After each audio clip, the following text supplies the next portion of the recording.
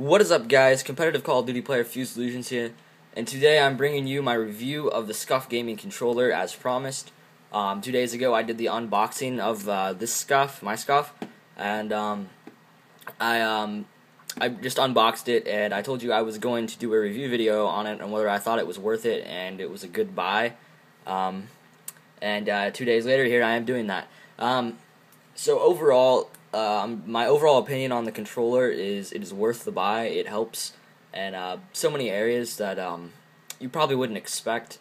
Some parts of the controller are not as important as people probably think. So let's go ahead and talk about those. Let me unplug this mic cable. Alright. So the main reason people get Scufs are for these paddles on the back. The right one is automatically configured to B. The left one is automatically configured to A. This comes with no extra charge on your Scuf. This is just how it normally comes. You can switch them to get different. You can have them configured to different buttons, but it usually costs like $2 or $3 more. But most people leave it as right B, left A.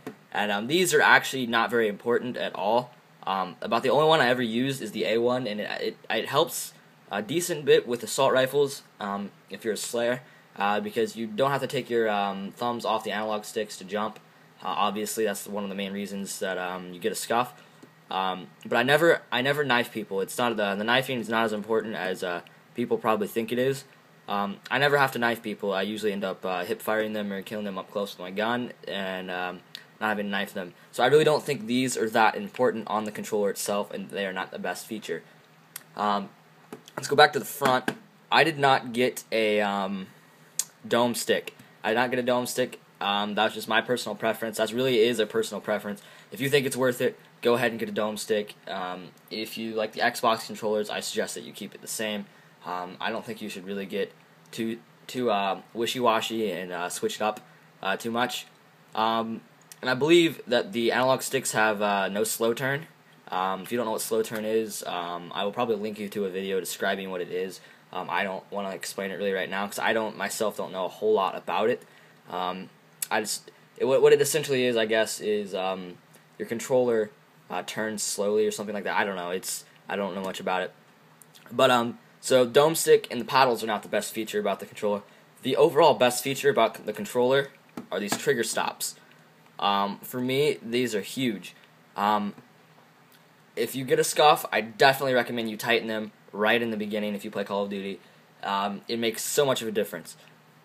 So if you don't know what the trigger stops do, they make it so you don't have to press your button down as much to shoot and to aim. And it's huge. It allows your reaction time to be a little bit quicker because it is literally impossible to improve your reaction time that much. You can only improve it by like 1/10 of a second, and it takes like weeks and years to do that. So you were pretty much born with your reaction time. So these really help with your reaction time, so you don't have to press the thing all the way down. It helped me become more of an FAL player, obviously, because you can shoot so much faster. So yes, to me, these trigger stops right here are the best feature of the controller, along with the paint job, of course, because I thought the paint job was pretty cool. But yeah, overall, these are the best feature of the controller. It comes with, I'm trying to look through a camera and pick this up, and that was really messed up. I just missed that. But you can see right here, there's these little holes that you stick your Allen key in, which I'm also trying to stick this little Allen key in through the camera while looking through the camera. Okay, and you twist them clockwise to tighten, counterclockwise to loosen. I'm not going to mess with them because I have them adjusted pretty well. But yeah, so overall, I think this controller is an amazing buy. I paid $130. Actually, it may have been $140 because I rushed shipping. So yeah, I think I paid $140 for this. Best features for me are the fact that it looks pretty sweet, and the trigger stops. The paddles aren't really useful, and I obviously didn't get a dome stick. But yeah, overall, good buy.